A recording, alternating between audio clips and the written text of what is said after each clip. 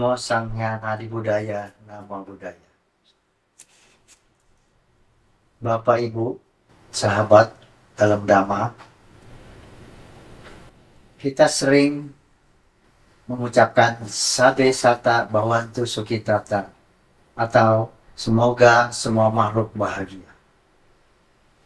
Yang tujuannya adalah mengembangkan perasaan bahagia dan kita memancarkan kebahagiaan kepada semua makhluk, baik manusia maupun hewan. Tetapi sangat jarang sekali kalau kita mengatakan semoga semua bahagia atau semoga semuanya bahagia. Apa bedanya? Bedanya adalah yang pertama itu memang sudah merupakan salam di dalam kehidupan sehari-hari, tapi yang kedua ini sepertinya tidak lazim. Saya akan menjelaskan maksud daripada semoga semuanya bahagia. Kalau kita mengatakan semoga semuanya bahagia, termasuk juga yang non makhluk hidup. Artinya, ya itu bisa bunga, pohon, ya, atau hal-hal lainnya yang punya kehidupan, rumput misalnya, ya, yang punya kehidupan. Kenapa? Kalau kita punya bunga, tanaman bunga di taman di rumah kita, dia mekar, dia memberikan keharuman, dia memberikan keindahan, yang artinya dia membagikan perasaan bahagianya atau kemampuan dia kepada kita. Selayaknya lah kita juga merespon. Artinya kita juga memberikan respon supaya mereka juga bahagia atau indah. Nah, Bapak Ibu, untuk membuat supaya kita bisa merespon, bisa mengatakan semoga semua Anda juga bahagia, pohon-pohon misalnya, bunga yang di rumah kita bahagia. Karena begini, manakala kita punya tanaman di rumah, yaitu misalnya bunga. Kalau kita sering pegang dengan perasaan kesayang, kemudian mungkin kita mengatakan, kamu sangat cantik, ya, saya senang. Nah, kita secara otomatis sebetulnya kita sudah memancarkan. Itu akan membuat sang bunga ini atau tanaman ini akan menjadi lebih mekar. Dan kita melihatnya juga dengan perasaan yang senang, akan kelihatan indah. Jadi dengan kata lain, mereka juga perlu sentuhan kasih sayang. Nah, akan lengkaplah kita sebagai umat Buddha kalau kita mengatakan semoga semua makhluk bahagia, ya. Tetapi juga kita mengatakan semuanya bahagia termasuk tumbuh-tumbuhan, tanaman-tanaman. Nah, dengan demikian hidup kita akan lebih bahagia. Karena Bapak Ibu sekalian, manakala dengan perasaan bahagia, ada perasaan bahagia di hati kita, maka kita akan melihat segala sesuatunya itu indah. Indah. Nah, kalau segala sesuatunya itu indah, ya termasuk juga yang non makhluk, ya, itu akan membuat suasana hati kita juga menjadi indah pula. Nah, oleh karena itu penting buat kita, ya, kita mengembangkan perasaan bahagia. Dan perasaan bahagia ini bisa kita kembangkan dengan suatu latihan, yaitu yang namanya metta bhavana atau meditasi cipta kasih. Untuk menghadirkan perasaan bahagia, cukup sebetulnya kita mengingat-ingat saja sesuatu hal yang menimbulkan kita rasa bahagia. Kemudian kita bisa merasa senyum, ya, dan atau kita melihat anak balita ya kita senyum, dan itu sebetulnya sudah membuat kita perasaan bahagia di pikiran kita. Nah, perasaan bahagia di pikiran kita ini kemudian kita kembangkan, ya, kita merasakan segala sesuatunya indah di perasaan, yaitu di hati kita. Nah, dengan demikian manakala perasaan kita bahagia, nah, kita melihat segala sesuatunya indah, maka hidup kita juga akan indah pula. Ya.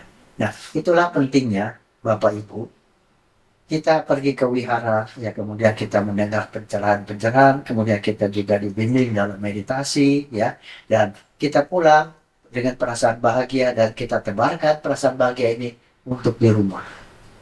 Nah, dengan demikian hidup kita ini punya arti. Nah, kembali kepada tadi yang tanaman yang kita berikan perasaan bahagia. Bisa kita ngambil contoh seperti ini. Ada dua buah, misalnya buah tomat lah yang kulitnya itu sangat lunak ya, buah tomat. Dua buah tomat, satu taruh di kiri, satu di kanan, atau no, ini nomor satu, ini nomor dua.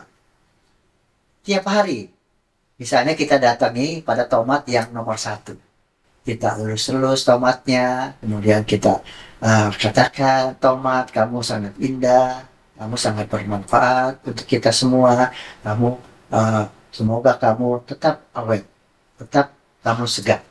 Tiap hari ya kita pancarkan, kita pegang. Yang satu kita cuekkan saja. Kita tidak sentuh, kita tidak akan biarkan saja. Dalam proses beberapa hari, kita bisa nanti membuktikan bahwa tomat yang sebelah, yang nomor dua, yang kita tidak sentuh sama sekali itu, dia akan kelihatannya keriput. Ya, kelihatannya keriput.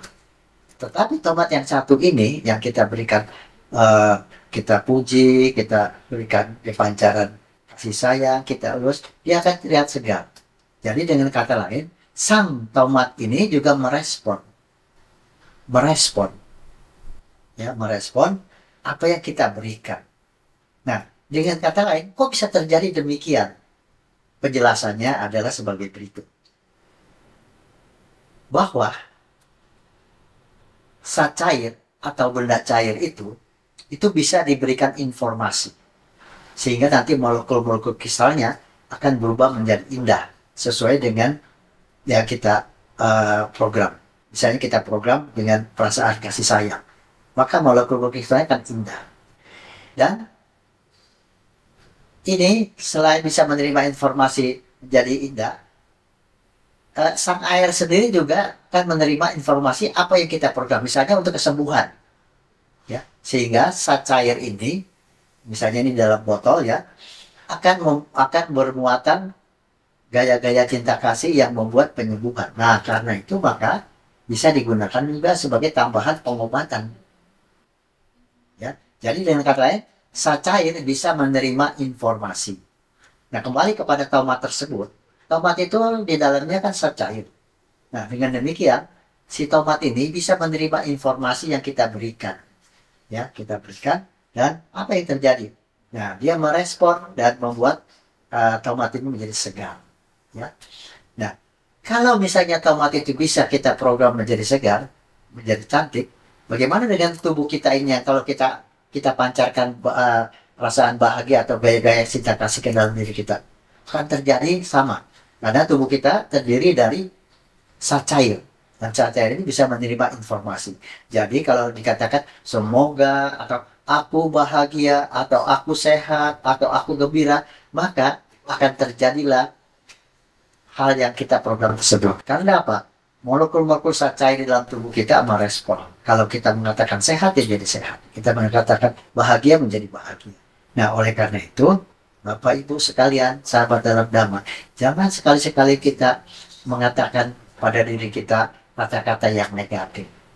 Ya, karena zat cair dalam tubuh kita ini akan merespon kata-kata yang negatif itu dan akan terjadi. Ya, seperti kalau kita katakan aku sehat, maka kita menjadi sehat. Nah, kembali kepada topik tadi bahwa semua itu semoga semua bahagia. Kalau kita mengucapkan demikian, maka segala tanaman-tanaman termasuk diri kita juga ya, serta di dalam tubuh kita ini akan terrespon dan menjadi bahagia. Kesimpulannya, kalau kita mengucapkan kata-kata yang negatif, itu akan terjadi. Nah, sebaiknya kita mengucapkan kata-kata yang positif. Aku sehat, aku bahagia. Maka kita sebagai umat Buddha, cobalah sering mengatakan Sabe Sata Bhavantu Sukhitata, semoga semua makhluk bahagia, semoga semuanya bahagia. Maka kita sudah memberikan kontribusi kepada alam semesta ini suatu gaya-gaya cinta kasih, suatu kedamaian, dan kita pun akan merasakan bahagia setelah kita mengucapkan kata-kata tersebut. Bapak Ibu sahabat dalam Dhamma, mudah-mudahan ya kita setiap bangun tidur, begitu bangun kita bisa mengatakan semoga atau aku bahagia, aku sehat, aku segar, maka akan terjadilah. Nah, dengan demikian Bapak Ibu sahabat meditasi, kita sebagai umat Buddha bisa memperketekan ya suatu kebahagiaan kepada diri kita sendiri dan kepada makhluk lain. Semoga apa yang saya paparkan ini mempunyai manfaat dan semoga kita semua juga bahagia. Sekian, sampai sata bhavantu sukhitata, semoga semua makhluk bahagia, semoga semua bahagia. Namo Sang Hyang Adi Budaya, Namo Buddhaya.